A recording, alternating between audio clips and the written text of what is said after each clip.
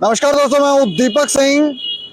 दैनिक sir समाचार से coat Bhalwal jail एक बार फिर से सुर्खियों में है और सुनने में आया है कि इस बार सुर्खियों में इस कारण है कि वहां पर एक कैदी मोबाइल फोन का इस्तेमाल कर रहा था, जिस फोन को बरामद कर लिया गया है। सत्य कहेंगे, सत्य लिखेंगे, सत्य चलेंगे।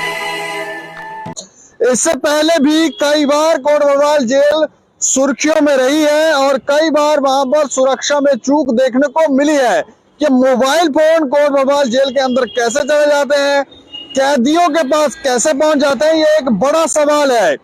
कई बार वहां पर छापेमारी भी की गई है, कई बार सिम मिलती है, कई बार मोबाइल मिलते हैं और भी कुछ इक्विपमेंट जो है वो वहां पर कैदियों के पास पहुंच जाते हैं और कई बार नशे की खेप जो है वो वहां पर पहुंच जाती है। पिछले दिनों तो कुछ लोग जो थे वो बाहर से ही बॉल का कास्को का बॉल का इस्तेमाल कर अंदर जेल के अंदर ड्रग्स पहुंचा रहे थे, मोबाइल फोन भी अंदर फेंका था, चार्जर भी फेंका था।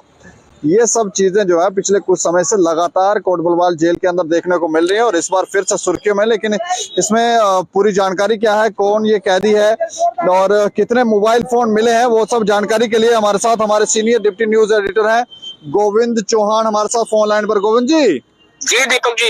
अच्छा, मैं जानना चाह रहा हूँ कि ये जो mobile phone Kot Bhalwal jail के अंदर मिला है कैदी से, इसकी क्या जानकारी है? क्या ये आतंकवादी के पास से मिला है या किसी और के पास से? देखिए, अभी हम इसको आतंकवादी नहीं कहेंगे।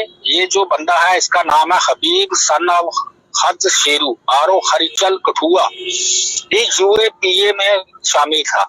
यूएपीए के तहत ये जेल में बंद है। आतंक भी हो सकता है, आतंकी गतिविधियों में भी शामिल हो सकता है। तो इस बंदे के खिलाफ एफआईआर नंबर 5 में मामला दर्ज किया गया है ग्रोटा थाने में अंडर सेक्शन 42/45 ब्रैकेट में 12 प्रिजन एक्ट। हुआ ये था कि पुलिस को एक इंफॉर्मेशन दी थी जेल अथॉरिटीज ने जी, ये कैदी है अंदर, वो फोन चला रहा है। तो लिहाजा उसके बाद पुलिस, सीआईएसएफ और जेल प्रशासन ने इस बंदे से मोबाइल को बरामद किया है। अच्छा। उसके बाद इसके खिलाफ मामला दर्ज कर लिया गया है। ये काफी समय से जेल में बंद है, यूएपीए के तहत ये बंद है। किस मामले के तहत कब ये गिरफ्तार किया था और ये कठुआ का रहने वाला है? ये कठुआ का रहने वाला और कोई आतंकी घटनाओं में, आतंकी गतिविधियों में शामिल है ये बंदा, इसलिए इस पे यूएपीए लगा है। अच्छा जी। सिर्फ उसके बाद जब पुलिस सर्च कर रही थी तो पुलिस को जेल के अंदर, ग्राउंड के अंदर 3 और फोन मिले।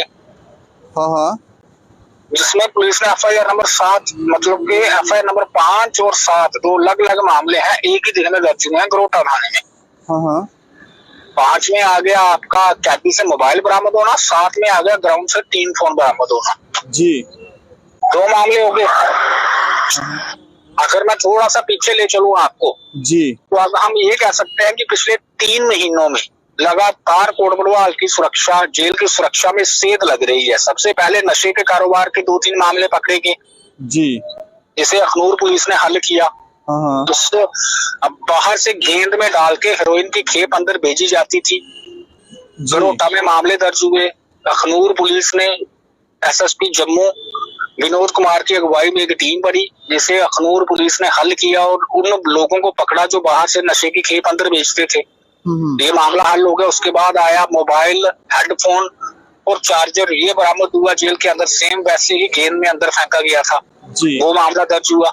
अब ये मामला आ गया, मतलब कुल मिला के पिछले 3 महीनों में आधा दर्जन मामले ऐसे पेश आ गए हैं जिसमें कोट बलवाल जेल जो है उसकी सुरक्षा में सेध लगती दिखाई दे रही है। अगर हम कोट बलवाल के इतिहास को देखें तो ये वही जेल है जिसमें खूंखार आतंकी भी बंद रह चुके हैं, इस समय भी बंद है जी। उसके बावजूद जेल के अंदर एक कैदी जो आतंकी गतिविधियों में शामिल है वो अगर फोन चला रहा है तो सोचने का सवाल ये है कि वो फोन चला के कर क्या रहा था, किन लोगों से संपर्क में था। तो कहीं पाकिस्तानी आकाओं के संपर्क में तो नहीं था? ये भी हो सकता है। फिलहाल फोन को जब्त करके एफएसएल में भेजा गया है ताकि उसकी जांच की जा सके, किस फोन से क्या भेजा गया, किस किस से बात की गई। उसके बाद पुलिस की तरफ से और खुलासे किए जा सकते हैं। लेकिन ये अपने आप में एक बड़ी घटना है कि आतंकी गतिविधियों में शामिल एक बंदे, एक कैदी के पास से जेल के अंदर मोबाइल बरामद हुआ है जिसका वो लगातार इस्तेमाल कर रहा था। नहीं, सवाल तो ये भी उठता है गोविंद जी कि ये कैदियों के पास फोन पहुंचा कैसे? देखिए, अगर कोट भड़वाल जेल की बात की जाए तो पहले भी इतिहास में देखा गया है कि कोट भड़वाल जेल में कैदियों से कई बार फोन बरामद हुए हैं। मुझे आज भी याद है 2-3 साल पहले एक पुलिस की टीम ने, ज्वाइंट टीम ने, पुलिस, अर्धसैनिक बल, जेल प्रशासन ने जेल के अंदर सर्च की थी जी। उस समय भी जेल के अंदर से मोबाइलों को बरामद किया गया था, काफी बड़ी गिनती में मोबाइलों को बरामद किया गया था। एक बात तो साफ है कि जेल के अंदर से कैदी मोबाइल फोन का इस्तेमाल करते हैं। कई बार तो सिम्स भी मिली हैं। क्या वहाँ पर जैमर वगैरह नहीं लगे होते हैं?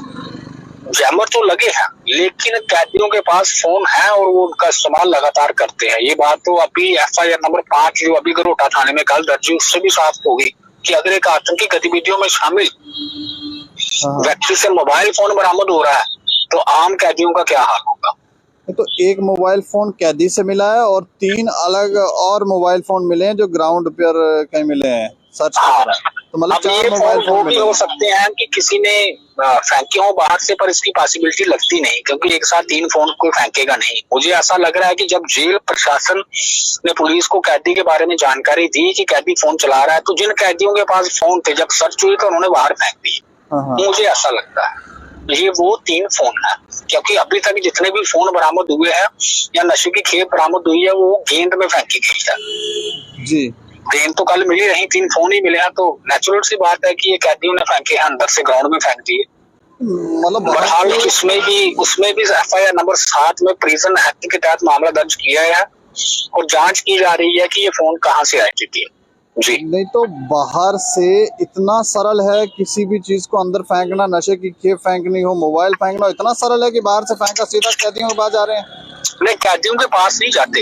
मामला ये होता है कि अगर बाहर 4 दीवारी, जेल की 4 दीवारी से जो होते हैं ना इस प्रकार के काम करने वाले, उन्होंने पूरी अपनी सिस्टम बनाया होता है कि कितने बजे कहाँ पे फेंकेंगे तो वहां पे गिरेगी, आप उठा लेना। तो इसका मतलब अंदर फोन के साथ उनका संपर्क बना रहता है अपने बाहर के लोगों के साथ, इसलिए तो वो बाहर से जब फेंकते हैं तो उसी जगह से उठा लिया जाता है।